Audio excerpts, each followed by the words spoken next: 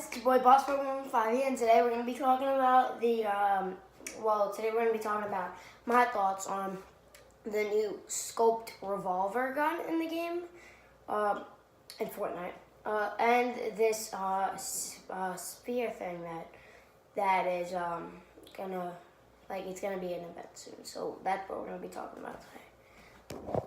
Alright, so first we're going to be talking about my thoughts on the new gun. Personally, I think that it's amazing. It's probably one of my new favorite guns now, and I'm going to tell you why. Because it's powerful, but not too powerful, you know? Because a headshot's only 80-something damage, so, I think it's pretty balanced. And the accuracy, this gun is for... I'm going to say now, it's for people who are pretty accurate and who can hit their shots. Well, I can hit my shots, but I'm so good with this gun, so yeah. And like I said, it's not extremely overpowered like some of the other guns, for instance, the drum gun. Like that, it's not overpowered like that. It's pretty balanced. I actually heard one YouTuber say, it's C there, by the way. I actually heard him say, the gun's too balanced. And I think he's right, but, you know, it's a good type of balance. One fault I have with the gun is sometimes it's really hard to find. Like, you can go through a whole match and win without seeing it from somebody, and that sometimes is disappointing, it's the fire rate. It's a little, slow. It's a little slow. But, you know, it's a revolver, so I wouldn't expect it to be like an AR fast, you know what I mean? It's just like a weird gun. And the scope does help it, a tremendous amount. Without that scope, it would probably be like another revolver, honestly. And the fact that it's so accurate makes the gun so much better than previous guns that we've gotten. For instance, the what's it called? The light machine gun, the blue one. When it came out, it was not accurate at all. You were just spraying and hoping that you would hit someone.